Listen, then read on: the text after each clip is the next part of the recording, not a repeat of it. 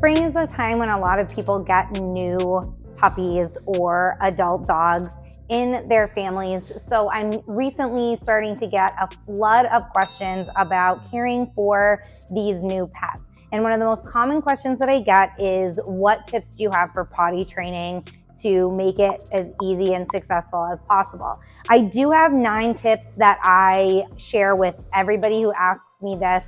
These are kind of my go-to things when I'm talking to people about potty training their dog, exactly, what tips to follow so that this can really be a successful thing for you and for your pet, so that you can both feel good about the process of potty training, so that it's as quick and painless as possible for both of you. So my first tip is to limit your dog's freedom in the house. This is a huge mistake that a lot of pet parents make, especially after the puppy starts to get comfortable. Those first few days, even for the first week or two, the dog's not really left alone a lot because you're playing with the new dog, you're interacting, you're bonding, your family members are all spending time with the dog. And then after that kind of initial break-in period, you sort of go back to life as usual. And the dog doesn't get as much one-on-one attention. This is when the dog is more comfortable in the home. They might start wandering a little bit, and you really want to make sure that you limit their freedom. So you can use a playpen or a pet gate to keep them confined in an area. If your dog has free rein, he may create his own little potty place, his own little potty area. And that's going to be a major problem, because once that habit is created, it's really hard to break it. So you want to start out by limiting that freedom. It's imperative that you catch your dog in the act and bring him outdoors, where you want him to go to the bathroom immediately. You don't want him to go to the bathroom in the house and then you find it 15 minutes, half an hour, 2 hours later. You want to be able to catch him in the act. So this is really key to limiting his freedom in your house. Give him his own spot, his own area. Again, gates and playpens can really make this an easy thing to do, especially in those first few weeks or couple of months where you're working on potty training. Number 2, when you bring your dog outside to use the bathroom, you want to pick a potty spot. This is something that a lot of people don't think about. They just sort of wander around, put their dog on a leash, take them for a walk, and let them go to the bathroom wherever they feel they need to go. But what you want to do is pick a spot. This is going to make training so much easier on you. Take your dog out. Very first thing, whether you're going for a walk or you're just going out to use the bathroom, take your dog to that potty spot on a leash. That's your first stop directly. Even if you have a yard where your dog's going to have free range or you have a fenced in area, when you're potty training, use a leash. Take the dog there first thing to the potty spot. While he's relieving himself, use a specific word or phrase. For my dogs, it's go pee.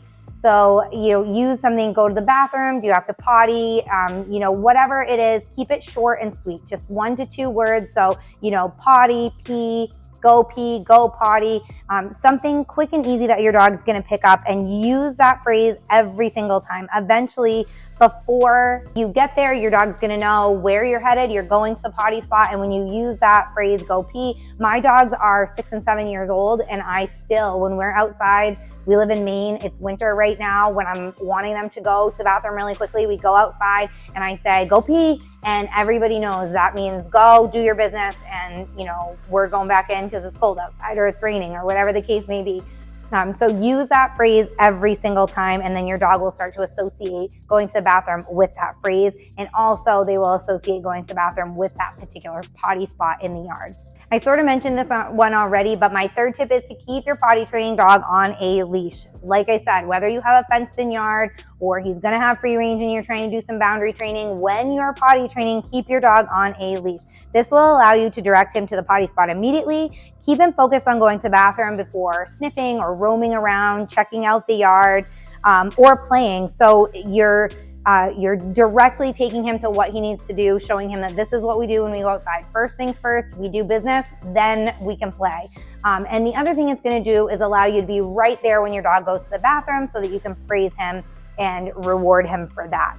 Which brings me to my number 4 tip for potty training a dog. Reward them every time they eliminate outdoors. So it doesn't always have to be a food reward. It could be just praise, pets, love. That's a reward. But make sure that your dog knows that what he's doing is good. What he's doing is what you want him to do. It's what you're expecting. You need to show him in some way that what is happening is the right thing. And this rewarding has to be done right after they've eliminated. You don't want to wait until your dog's back inside. This is why it's so important to keep them on a leash. The minute that they've eliminated and they're finished, you reward, pet praise, treats, whatever you're using for rewards, just make sure you do that immediately. This step is vital because rewarding your dog for going outdoors is the only way that you can show them what you're expecting of them. This is how you immediately associate what they're doing with the fact that that's what you want them to do.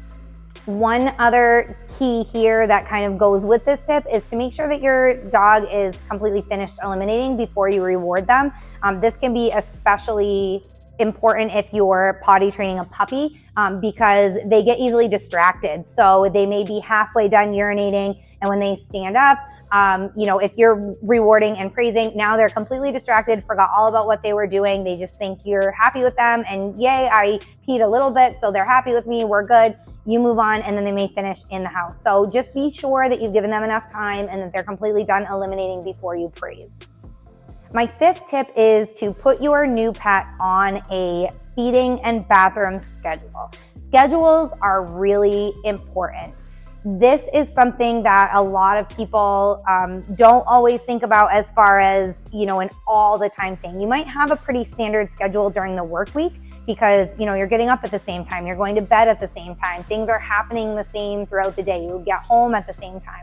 But this is something that needs to be happening every day, all week long during the potty training process. You have to be on a really, strict, consistent schedule so that your dog's body physically can get used to using the bathroom when they need to be using the bathroom. And he's going to start realizing, after he eats, he needs to go to the bathroom. After he wakes up, he needs to go to the bathroom. The easiest way to put this is that what goes into your dog on a schedule is going to come out of your dog on a schedule. So if you're feeding at the same times, he's going to be eliminating at the same times. If you're, going to bed, taking naps, whatever it is throughout the day, when he wakes up around the same time, he's going to need to eliminate. So getting on that schedule is important. It makes house training easier for both of you. Number 6, pick up your dog's water dish. And I know some people, they frown on this. They think you can't take water away from your pet. If your dog's having trouble holding it overnight or while you're out of the house, pick up the dish 1 hour before bedtime or 1 hour before you're going to be leaving the house. Your dog is not going to go thirsty. He's not going to get dehydrated in that short amount of time. But if he's having trouble, you can do this. This is particularly important usually with puppies and small breeds. So, their bladders are smaller. They can't hold as much. So you want to pick up the water dish an hour before, then take them outside right before bed or right before you leave. They've completely eliminated the bladder, and then they are able to hold it while you're gone. And so as they develop, the ability to hold it for longer periods of time, you'll be able to put the water back down.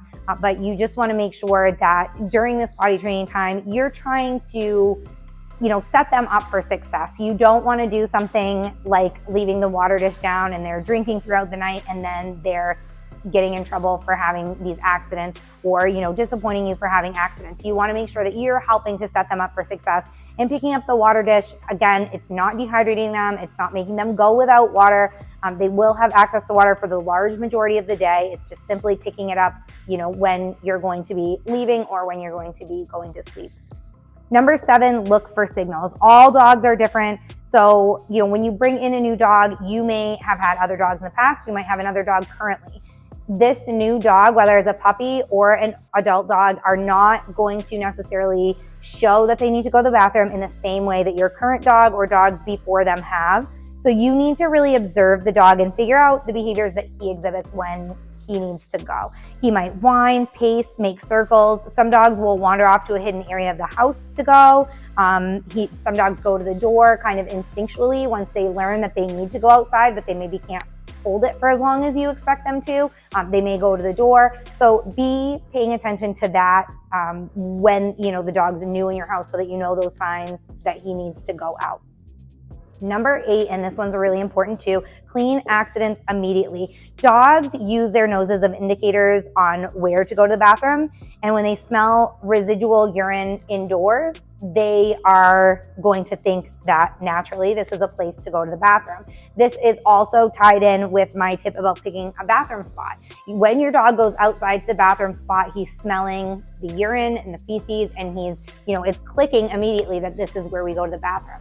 But you don't want to have that happen inside the house. So if there are accidents, you want to use something called an enzymatic cleaner, and that is a cleaner that breaks down the enzymes in the urine and helps to completely break it down and get rid of the smell entirely, not just masking it with a scented cleaner or something like Febreze. So you want to make sure you use those. I have done a review on an enzymatic cleaner that I use. If you're looking for a recommendation, you can check out that video or click the link below. And number 9, my final tip, and this is so important with any type of dog training, but specifically with potty training, stay consistent. Consistency is key to successful training, no matter what kind of training it is. Even the most stubborn dog will be successful with potty training if your training and reward systems are consistent. So consistency is absolutely key. Good luck with your potty training efforts, guys. If you have any questions, feel free to reach out to us. Thanks for watching this video, guys.